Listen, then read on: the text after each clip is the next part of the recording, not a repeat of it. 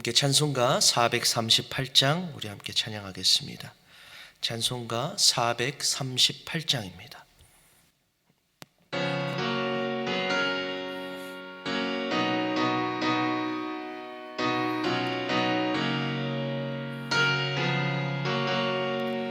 내 영혼이 은총 입어 중한 죄짐 벗고 보니 슬픔 많은 이 세상도 천국으로 가도다. 할렐루야 찬양하세. 내 모든 죄 사함 받고 주 예수와 동행하니 그 어디나 하늘나라. 주의 얼굴 뵙기 전에 멀리 뵈던 하늘나라 내 맘속에 이루어지니 날로 날로 가깝도다. 할렐루야 찬양하세. 내 모든 죄 사함 받고 주 예수와 동행하니 그 어디나 하늘나라. 높은 산이 거친 들이 조막이나 궁궐이나 내 주 예수 모신 곳이 그 어디나 하늘나라. 할렐루야 찬양하세. 내 모든 죄 사함 받고 주 예수와 동행하니 그 어디나 하늘나라. 아멘. 함께 나누실 하나님의 말씀은 민수기 8장 5절로 15절까지의 말씀입니다. 민수기 8장 5절에서 15절까지의 말씀입니다. 민수기 8장 5절에서 15절까지의 말씀을 우리 한 목소리로 함께 봉독하겠습니다. 여호와께서 모세에게 말씀하여 이르시되 이스라엘 자손 중에서 레위인을 데려다가 정결하게 하라. 너는 이같이 하여 그들을 정결하게 하되 곧 속죄의 물을 그들에게 뿌리고 그들에게 그들의 전신을 삭도로 밀게 하고 그 의복을 빨게 하여 몸을 정결하게 하고 또 그들에게 수송아지 한 마리를 번제물로 기름 섞은 고운 가루를 그 소제물로 가져오게 하고 그 외에 너는 또 수송아지 한 마리를 속죄 제물로 가져오고 레위인을 회막 앞에 나오게 하고 이스라엘 자손의 온 회중을 모으고 레위인을 여호와 앞에 나오게 하고 이스라엘 자손이 그들에게 안수하게 한 후에 아론이 이스라엘 자손을 위하여 레위인을 흔들어 바치는 제물로 여호와 앞에 드릴지니 이는 그들에게 여호와께 봉사하게 하기 위함이라. 레위인으로 수송아지들의 머리에 안수하게 하고 내가 그 하나는 속죄 제물로 하나는 번제물로 여호와께 드려 레위인을 속죄하고 레위인을 아론과 그의 아들들 앞에 세워 여호와께 요제로 드릴지니라. 너는 이같이 이스라엘 자손 중에서 레위인을 구별하라. 그리하면 그들이 내게 속할 것이라. 내가 그들을 정결하게 하여 요제로 드린 후에 그들이 회막에 들어가서 봉사할 것이니라. 아멘. 한 2주 전에 제가 레위 지파에 대하여 말씀을 드린 적이 있습니다. 기억이 나실지는 모르겠지만 레위 지파는 야곱의 아들인 레위의 아들들인 고핫, 게르손, 무라리 자손들로 이루어진 지파라고 제가 말씀을 드렸습니다. 이 레위 지파는 다른 지파와는 다르게 이스라엘의 군대로 부름을 받은 것이 아니라 성막에서 봉사하는 자들로 부름을 받았습니다. 그래서 성막에서 봉사할 수 있는 그 레위인들의 숫자를 계수해 보니 고핫 자손 2750명, 게르손 자손 2630명, 므라리 자손 3200명. 그래서 총 8580명의 레위인이 계수되었습니다. 그리고 오늘 저희가 봉독한 이 본문은 이제 레위인들이 성막에서 봉사를 하기 전에 이수해야 할 정결 규례에 대하여 말씀하고 있습니다. 모세는 하나님의 말씀을 따라 이 레위인들을 정결하게 합니다. 이 레위인의 정결 규례가 이렇습니다. 먼저 모세가 이 레위인들에게 속죄의 물을 뿌립니다. 그 다음에 레위인들이 자신들의 전신을 삭도로 밀고 자신들의 의복을 깨끗하게 빨았습니다. 그리고는 레위인들을 회막으로 나오게 해 온 이스라엘 자손들이 그들에게 안수하게 하고 레위인들은 준비된 번제물에 안수합니다. 후에 속죄 제물과 번제물을 드림으로 레위인들을 정결하게 합니다. 이때에 이스라엘 백성은 자신의 부정한 죄를 정결한 레위인들에게 전가하면서 13절에 보시면 레위인들을 하나님 앞에 요제로 드린다라고 나와 있습니다. 요제, 영어로 보면 wave offering입니다. wave offering. 말 그대로 흔들어서 드리는 제사입니다. 내가 하나님 앞에 가지고 온 이 제물을 들어서 앞뒤로 흔들어 드리는 것을 의미하는데요. 앞으로 흔드는 것은 하나님께 바쳐짐을 의미했고 또 다시 당겨서 돌아오는 것은 하나님께서 다시 우리에게 허락하심을 의미했습니다. 그래서 레위인을 요제로 바쳤다라는 의미는 레위인들이 자신의 전 인생을 하나님 앞에 드리겠다라는 의미였던 것입니다. 나 자신이 하나님 앞에 거룩하게 바쳐졌다라는 의미로 이 레위인들을 요제로 하나님 앞에 드린 것입니다. 이렇게 레위인들의 이 특별한 정결 예식을 치르는 이유는 바로 하나님께서 그들을 거룩하게 구별하셨기 때문입니다. 하나님께서는 레위인들을 하나님의 것으로 취하셨습니다. 민수기 8장 16절에서 18절에 하나님께서는 이렇게 말씀하십니다. 그들은 레위인들이죠. 이스라엘 자손 중에서 내게 온전히 드린 바 된 자라. 이스라엘 자손 중 모든 초태생 곧 모든 처음 태어난 자 대신 내가 그들을 취하였나니 이스라엘 자손 중에 처음 태어난 것은 사람이든지 짐승이든지 다 내게 속하였음은 내가 애굽 땅에서 모든 처음 태어난 자를 치던 날에 그들을 내게 구별하였음이라. 이러므로 내가 이스라엘 자손 중 모든 처음 태어난 자 대신 레위인을 취하였느니라. 우리가 알다시피 하나님께서는 이스라엘 백성들을 출애굽 시켜내시기 위해서 10가지 재앙을 애굽 땅에 내리셨습니다. 이 10가지 재앙 중 마지막 재앙이 바로 장자의 죽음이었죠. 하나님은 애굽의 모든 장자를 죽이셨고 심지어 가축의 첫 새끼까지도 죽이셨습니다.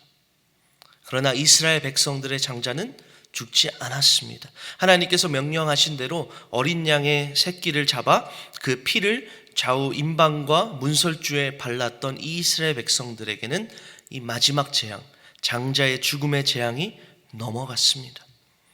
그리고 하나님께서는 오늘 본문에 이스라엘의 장자를 취하는 대신에 내가 레위인을 취하겠다라고 말씀하십니다. 10번째 재앙이 내리던 그날에 내가 이스라엘의 장자를 죽이지 않고 살려주었으니 그들을 대신해서 내가 레위인을 취하겠다라고 말씀하시는 것이죠. 그래서 하나님께 이렇게 거룩하게 구별된 레위인들은 먼저 자기 자신을 정결 예식을 통해서 거룩하게 구별해야 했습니다. 저와 여러분도 하나님께서 취하신, 거룩하게 구별하신 하나님의 자녀인 줄로 믿습니다. 하나님께서는 아들 예수 그리스도를 통해 우리를 그분의 것으로 취하셨습니다. 예수 그리스도의 핏값으로 말미암아 우리는 하나님의 소유가 되었다라는 것이죠. 베드로전서 2장 9절은 이렇게 말씀합니다. 너희는 택하신 족속이요 왕같은 제사장들이요 거룩한 나라요 그의 소유가 된 백성이니 라고 말씀합니다. 하나님께서는 하나님의 거룩한 소유가 된 저와 여러분이 거룩하게 구별된 삶을 살아가기를 원하십니다. 본문에서 보았다시피 거룩하게 구별되었다는 의미에서 레위인들은 하나님께 요제로 wave offering으로 드려졌습니다. 사실 제사에서 제물이 산채로 드려진다 좀 맞지 않는 말 같습니다. 그런데 레위인은 산채로 요제를 통해 하나님 앞에 드려졌습니다. 죽이지 않고 드려진 산제물, 바로 living sacrifice인 것이죠. 우리 또한 하나님 앞에서 이러한 거룩한 산제물로 드려져야 할 줄로 믿습니다. 그래서 로마서 12장 1절은 이렇게 말씀하는 것이죠. 그러므로 형제들아 내가 하나님의 모든 자비하심으로 너희를 권하노니 너희 몸을 하나님이 기뻐하시는 거룩한 산제물로 드리라. 이는 너희가 드릴 영적 예배니라. 아멘. 그렇습니다. 우리는 하나님의 소유된 백성입니다. 다른 누군가의 소유된 백성이 아니라 여호와 하나님의 소유된 백성인 줄로 믿습니다. 그렇게 우리의 인생은 하나님 앞에 거룩하게 드려져야 할 것입니다. 산제물로서 드려져야 합니다. 그런데 이 거룩한 산제물로 드려지는 것, 이것이 내가 노력한다고 이루어지는 것은 아닙니다. 내가 어디 수도원에 갇혀서 혹은 내가 어떤 신학 공부를 엄청 열심히 해서 내가 하나님 앞에 거룩한 산제물로 드려지는 것이 아니다라는 것이죠. 온전히 우리가 거룩한 산제물로 하나님 앞에 드려지기 위해서는 우리의 죄를 씻기시고 우리의 전 삶을 새롭게 하시는 그 예수 그리스도의 보혈을 우리가 온전히 의지할 때만이 가능하다라는 것입니다. 하루에도 정말 수십 번, 수백 번 넘어지는 이 연약하고 죄악된 나 자신을 의지하는 것이 아니라 내 안에서 살아 역사하시는 그 예수 그리스도를 우리가 온전히 의지할 때 우리가 하나님 앞에 거룩한 산제물의 삶을 살아갈 수 있다는 것이죠. 또한 본문을 통해 우리가 한 가지 더 적용해 볼 부분이 있습니다. 바로 과연 우리는 교회에서 봉사하기 전에 어떠한 일을 하기 전에 하나님 앞에 나 자신이 먼저 정결해지는 과정을 겪고 있는가라는 것입니다. 레위인들은요, 정결 예식을 통해 정결하게 되고 또 요제로 자신을 하나님 앞에 드리기 전까지는 회방에서 봉사할 수 없었다 말씀합니다. 오늘 본문 15절에 이렇게 말씀합니다. 내가 그들을 정결하게 하여 요제로 드린 후에 그들이 회막에 들어가서 봉사할 것이니라. 교회에서 봉사를 하는 것, 또 각자의 삶에 하나님께서 맡겨주신 그 사명의 자리에 그 감당해야 될 일들을 잘 감당하는 것 중요합니다. 그것은 하나님께서 우리 각 사람에게 우리의 재능대로 우리의 은사를 따라 맡겨주신 것이기에 우리가 전심을 다해 그 일들을 감당하는 것이 마땅합니다. 그러나 많은 경우 우리는 어떻습니까? 그저 그 일을 감당하는 것에만 너무 몰두해서 내 자신이 하나님 앞에 거룩하게 서 있는지는 별로 신경 쓰지 않습니다. 그저 그 일들을 감당하기만 할 뿐이죠. 그래서 오늘 말씀을 통해 여러분들은 여러분 자신에게 한번 질문해 보시기 바랍니다. 과연 나는 하나님의 일을 하기 전에 하나님 앞에 먼저 거룩한 자로 서 있는가? 교회에서 찬양 봉사를 하든 주방 봉사를 하든 안내 봉사를 하든 어떠한 일을 하든지 간에 과연 나는 하나님 앞에 먼저 거룩한 자로 서 있는가? 부끄럽지만 저 개인적으로도 이러한 부분들을 많이 놓칠 때가 있습니다. 설교를 준비하거나 또 어떤 자리에 대표 기도를 준비하거나 또 수련회와 같은 큰 행사를 앞두고는 아주 기도로, 찬양으로, 말씀으로 무장합니다. 그런데 어찌 보면 작은 일들, 유 목사님께서 전화하셔서 김종원 사님 뭐 이거 좀 도와주세요 해서 교회에 오는 경우, 아주 작은 일들을 섬기는 경우, 과연 나는 그 일을 하기에 앞서 말씀으로, 기도로, 찬양으로 하나님 앞에 먼저 서 있는가? 라고 저에게 질문했을 때 참 그렇지 않은 경우가 많음을 보게 됩니다.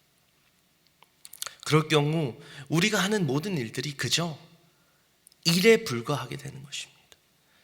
하나님의 일을 하는 것이 아니라 결국 나의 일을 하게 되어버린다는 것이죠.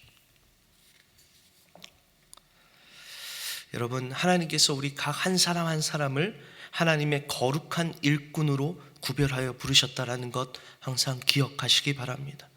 우리는 어떤 한 부분에서만 거룩을 나타내서는 안 됩니다. 우리는 하나님의 거룩한 백성으로, 하나님의 소유로 구별되었기 때문에 우리는 우리의 전 삶을 통해 거룩한 하나님의 자녀로, 하나님의 일꾼으로 살아가야 할 줄로 믿습니다. 오늘 하루도 나를 정결하게 하시는 그 예수 그리스도의 보혈을 의지함으로 말미암아 우리에게 능력 주시며 우리를 인도하시는 그 예수 그리스도를 우리가 온전히 바라보심으로 말미암아 우리 삶에서 거룩을 나타내며 하나님 앞에 거룩한 산 제물로 온전히 살아가실 수 있는 저 여러분 되길 간절히 소망합니다. 우리 함께 기도하겠습니다. 사랑과 은혜가 충만하신 하나님, 말씀을 통해 우리를 예수 그리스도의 핏값으로 사시고 우리를 거룩하게 구별하여 부르신 그 하나님의 놀라운 은혜를 다시 한번 묵상하게 하시니 감사합니다. 하나님, 주님께서 우리를 거룩한 주의 자녀로, 거룩한 주의 일꾼으로, 주의 종으로 불러주셨는데 우리는 매일의 삶에서 넘어지며 또 깨어지는 연약한 인생들임을 고백합니다. 주님께서 이러한 우리를 긍휼히 여겨주시고 우리가 이러한 연약한 우리의 힘과 능력을 의지하는 것이 아니라 온전히 우리의 능력 대신 예수 그리스도를 의지함으로 우리가 온전히 하나님 앞에 living sacrifice, 산 제물로 드려질 수 있는 우리 모두가 되게 하여 주시옵소서. 그리하여 우리의 전 삶이 하나님 앞에 거룩한 제사가 되게 하여 주시고 우리 한 사람 한 사람이 무슨 일을 하든지 간에 하나님 앞에 먼저 거룩한 하나님의 사람으로 먼저 구별되어 서 있을 수 있는 그러한 믿음의 사람들이 될 수 있도록 하나님 은혜 내려 주시옵소서. 감사드리며 예수님의 이름으로 기도하옵나이다. 아멘. 하늘에 계신 우리 아버지여, 이름이 거룩히 여김을 받으시오며 나라의 임하옵시며 뜻이 하늘에서 이룬 것 같이 땅에서도 이루어지이다. 오늘날 우리에게 일용할 양식을 주옵시고 우리가 우리에게 죄 지은 자를 사하여 준 것 같이 우리의 죄를 사하여 주옵시고 우리를 시험에 들게 하지 마옵시고 다만 악에서 구하옵소서. 대개 나라와 권세와 영광이 아버지께 영원히 있사옵나이다. 아멘.